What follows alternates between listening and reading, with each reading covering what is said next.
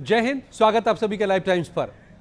इस बंगले में क्या है, ये सवाल इसलिए है क्योंकि ये बंगला जो राबड़ी देवी के नाम पर पिछले 20 सालों से, लगभग 20 सालों से आवंटित रहा है बिहार सरकार का, भवन निर्माण विभाग का, उसको खाली करने का नोटिस मिला है। लेकिन आरजेडी ने दो टूक कह दिया है कि कुछ भी हो जाए बंगला तो खाली नहीं करेंगे। और इसलिए हम सवाल पूछ रहे हैं कि इस बंगले में क्या है। और ये बड़ा ही दिलचस्प है, इसको समझिए कि ये बंगला जो राबड़ी देवी, अभी अभी आपको पता है राबड़ी देवी की जो नाम ये बंगला है उसको खाली करने का नोटिस दिया गया है भवन निर्माण विभाग के द्वारा।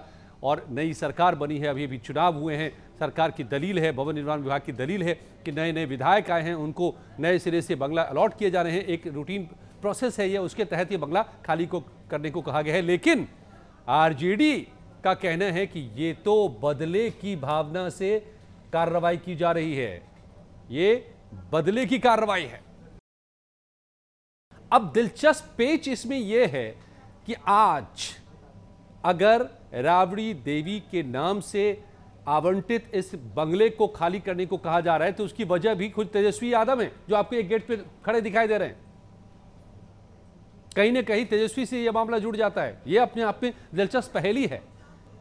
अगर एक वक्त में तेजस्वी यादव ने एक जिद न पाली होती इसी तरह अपने बंगले को खाली न करने की, जो उनको बतौर डिप्टी सीएम मिला था, और अदालत का रुख नहीं किया होता, तो आज ये दिन शायद नहीं आता राबड़ी देवी या फिर पूरे लालू परिवार के लिए कि यह बंगला खाली करने की नौबत आती, और जिसको लेकर के अब इतना बड़ा सियासी राड इस वक्त छना नजर आ रहा है। पूरी बात मैं बताता हूं, यह दिलचस्प पहेली क्या है, दिलचस्प कहानी क्या है और इस बंगले में क्या है। तो ये तो आप समझ गए कि यह बंगला खाली करने को कहा गया है। यह बंगला राबड़ी देवी के नाम पर आवंटित है। यह बंगला बतौर पूर्व मुख्यमंत्री राबड़ी देवी के नाम पर आवंटित है हुआ था, और तब से 2006 में से रह रहा है ये लालू परिवार इसमें, तब से लेकर आज तक। बड़ा बंगला है, तमाम सारी सुविधाएं हैं, लेकिन अब आकर के खाली करने को कहा गया है। तो क्यों?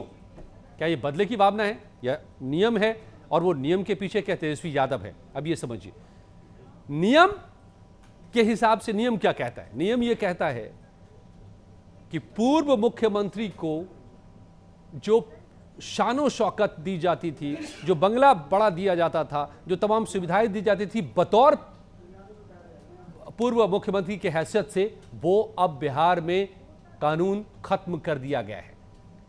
ये इसमें भी एक दिलचस्प पेंच है। ये कानून भी लेकर नीतीश कुमार आए थे, उन्होंने ही ये कानून लागू किया था कि सभी पूर्व मुख्यमंत्रियों को आजीवन सारी ये सुविधाएं दी जाएगी, और इसी के तहत ये बंगला अलॉट हुआ था राबड़ी देवी को। लेकिन आपको याद होगा कि जब तेजस्वी बने थे, नीतीश कुमार ने पलटी मारी थी और महागठबंधन में जाकर चुनाव लड़के जीत करके डिप्टी सीएम बना दिए थे तेजस्वी यादव को। उनको बंगला मिला था देशरत्न मार्ग में, 5 देशरत्न मार्ग, और उस बंगले जब फिर नीतीश कुमार ने पलटी मारी, एनडीए के साथ सरकार बना ली, डिप्टी सीएम का पद छोड़ना पड़ा तेजस्वी को, और उनको नोटिस पहुंचा उस बंगले को खाली करने का, क्योंकि अब वो डिप्टी सीएम नहीं रह गए थे। और उन्होंने कहा कि हम तो नहीं करेंगे खाली, मेरा इसमें बहुत सारा पैसा खर्चा हो गया, मैंने इस बंगले को अपने तरीके से रीमॉडल किया है। तो वो चले गए हाई कोर्ट में मामला दाखिल कर दिया कि ये मेरे साथ ज्यादती हो रही है, इस बंगले को मेरे नाम रहने दिया जाए। अब यहां पर समझिए कि ये बड़ा पेच क्या आया, और क्यों आज उसी वजह से ये बंगला खाली करने का नोटिस भवन निर्माण विभाग ने दिया है पूरे लालू परिवार को और टेक्निकली राबड़ी यादव को। और बंगले को खाली करने के आदेश के बाद हाईकोर्ट ने एक और फैसला दिया, और वो फैसला था पूर्व मुख्यमंत्रियों को आजीवन बंगला और गाड़ी और तमाम सुविधाएं देने का जो नियम बनाया था नीतीश कुमार ने, उसको गैर संवैधानिक करार देते हुए हाईकोर्ट ने खत्म कर दिया। अब लीजिए, इसी के बाद आज बतौर पूर्व मुख्यमंत्री जो 10 सर्कुलर रोड का बंगला जो राबड़ी देवी के नाम अब तक रहा है, जिसको खाली करने का नोटिस दिया गया है, उसका कोई कानूनी आधार नहीं रहा इस बंगले में बने रहने का। और इसी का इस्तेमाल करते हुए अब भवन निर्माण विभाग ने नोटिस थमा दिया है कि अब इस बंगले को खाली करिए, क्योंकि आप तो कब के पूर्व मुख्यमंत्री को बंगला दिए जाने और सुविधाएं दिए जाने का नियम तो खत्म हो चुका है। आप अब तक बने हुए हैं तो इसको खाली करिए। अब सवाल एक और पैदा हो सकता है कि इस नियम को भी खत्म हाईकोर्ट ने सालों पहले कर दिया था, 2019 में ये फैसला आ गया था, तो अब तक क्यों नहीं हटाया, अब क्यों चुनाव के बाद? तो इसके पीछे सरकार का ये कह लीजिए आप कि मन, और लेकिन जानकार एक तर्क देते हैं इसके पीछे, और वो भी दिलचस्प है अपने आप में। पिछली सरकार जब तक थी, इस चुनाव से पहले तक थी, तब तक नीतीश कुमार, ये जानकारों का मानना है, ये उनकी राय है, ये सही भी हो सकता है गलत भी हो सकता है, कि नीतीश कुमार एक ओपन रखना चाहते थे ऑप्शन को, कि अगर तीसरी बार भी पलटी मारनी पड़ी, तेजस्वी के साथ सरकार बनानी पड़ी, तो रास्ते बंद नहीं करें, तो संबंधों को इतना खराब न करें।